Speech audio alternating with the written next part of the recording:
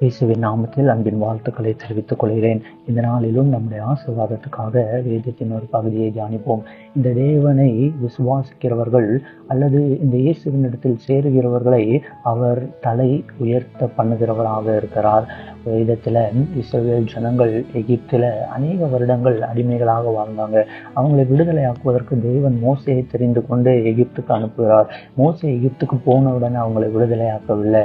தேவன் மோசேயிடத்தில் சொல்கிறார், பார்வோனிடத்தில் என் கைகளின் வல்லமையை நான் காண்பிப்பேன், அப்பொழுது அவன் உங்களை போக விடுவான். அப்ப தேவன் தம்முடைய பலத்த கையினால எகிப்து தேசத்துல அநேக பெரிய காரியங்களை செய்திருக்கிறார்.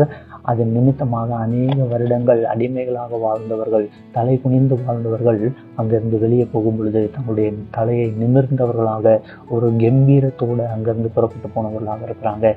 இயேசுவானவர் ஓய்வு நாளில் ஜெப ஆலயத்தில் உபதேசம் பண்ணி கொண்டிருக்கிறார். அந்த இடத்துல 18 வருஷமாக ஒரு ஸ்திரீ அடிமைத்தன ஆகையினால் கட்டப்பட்டு இருக்கிறாள். அவள் எவ்வளவும் நிமிரக்கூடாத கூனியாய் இருந்தாள். ஆனாலும் அவள் ஜெப ஆலயத்திற்கு வந்தவளாக காணப்படுகிறார். இயேசுவானவர் அவளை பார்க்கிறார், அவளை கூப்பிடுகிறார், அவளிடத்தில் சொல்கிறார், நீ உன் அடிமைத்தனத்திலிருந்து விடுதலையாக்கப்பட்டாய். தன்னுடைய கைகளை அவள் மேல் வைக்கிறார். உடனே அவள் நிமிர்ந்து நிற்கிறாள். அவள் தேவனை மகிமைப்படுத்தினவளாக காணப்படுகிறார்.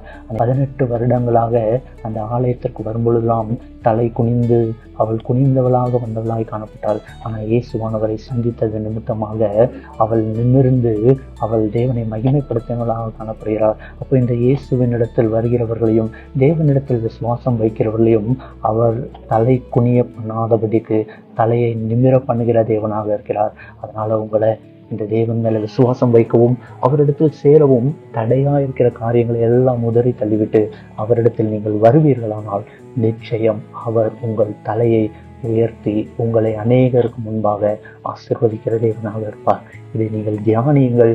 அந்த தேவ சமூகத்தில் உங்களை ஒப்புக் கொடுங்கள். நிச்சயமாக ஆண்டவர் உங்கள் வாழ்க்கையில் பெரிய காரியங்களை செய்வார். இது உங்களுக்கு பிரயோஜனமாக இருக்குமானால் இதை மற்றவர்களோடும் பகிர்ந்து கொள்ளுங்கள்.